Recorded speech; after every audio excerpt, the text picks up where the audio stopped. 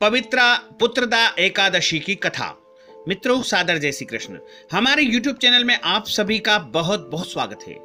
मित्रों, आज हम आपको बताने जा रहे हैं कि श्रावण मास के शुक्ल पक्ष की जो पवित्रा एकादशी होती है, जिसे पुत्रदा एकादशी भी कहा जाता है, उस दिन आपको किस प्रकार से पूजन अर्चन करना चाहिए और कथा किस प्रकार से श्रवण करना चाहिए, ये सब कुछ हम आपको बताएंगे। हमारे इस वीडियो को आप अंत तक अवश्य देखिएगा और अधिक से अधिक लोगों को शेयर भी करिएगा।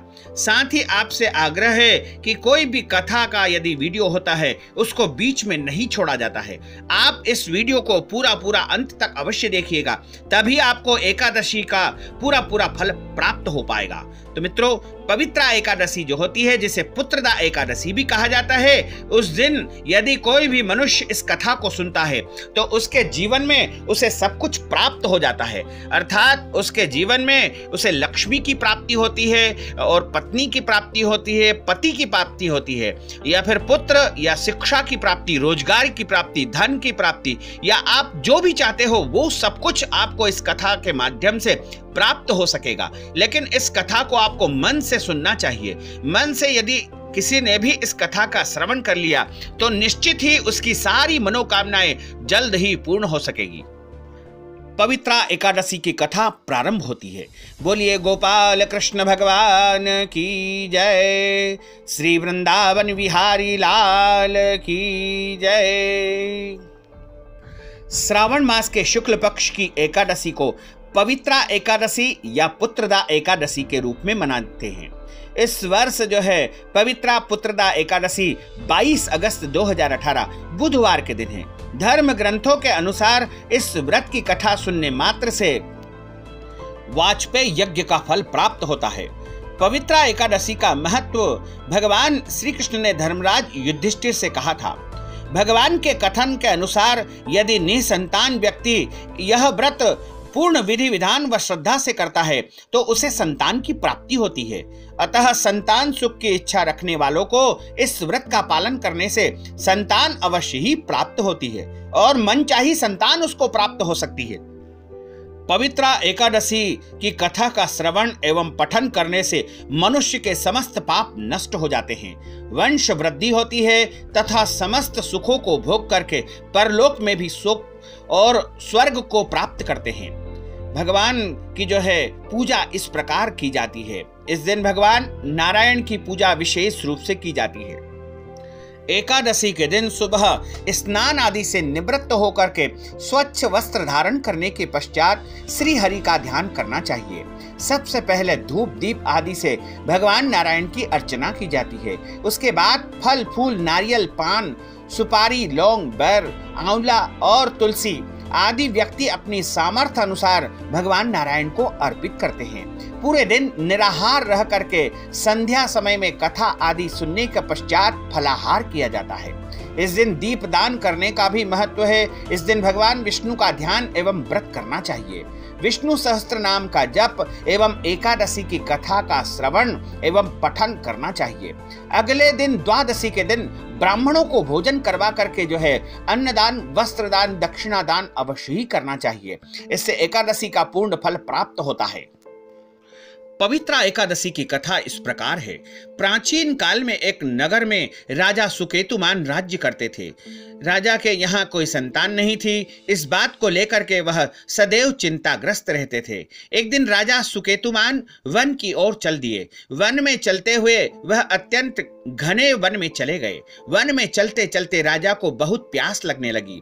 वह जल की तलाश में वन में और अंदर की ओर चले गए, जहां पर उन्हें एक सरोवर दिखाई दिया।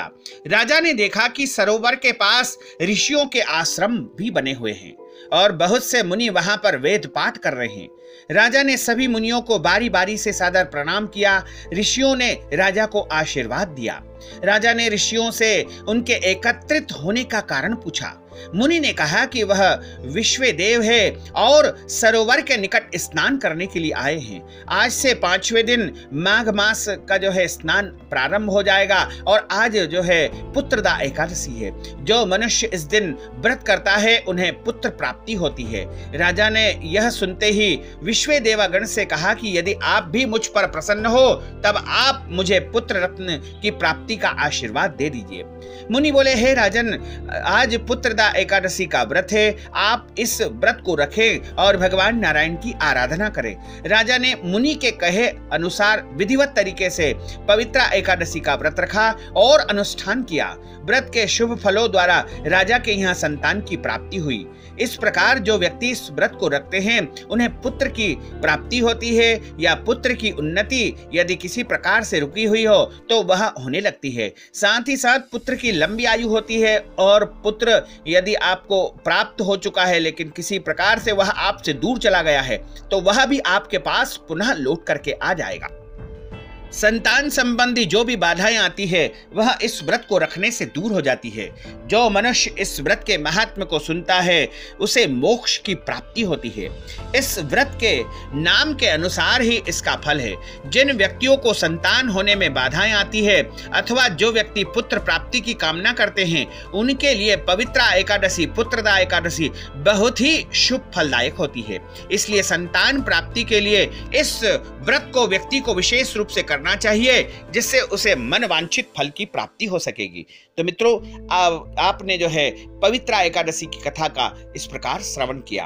अच्युतम केशवम राम नारायणम कृष्ण दामोदरम वासुदेवम भजे श्रीधरम माधवम गोपिका वल्लभम श्री जानकी नायकम श्री रामचंद्रम भजे जानकी मनोहरम सर्वलोक नायकम श्री शंकरादि सेवितम पुण्य नाम कीर्तनम श्री राम राम राम राम राम नाम तायकम राम कृष्ण वासुदेवा भक्ति मुक्तिदायकम राम कृष्ण वासुदेवा भक्ति मुक्तिदायकम राम कृष्ण वासुदेवा भक्ति मुक्तिदायकम राम कृष्ण वासुदेवा भक्ति मुक्तिदायकम। बोली लक्ष्मी नारायण भगवान की जय, श्री वृंदावन बिहारी लाल की जय, गोपाल कृष्ण भगवान की जय।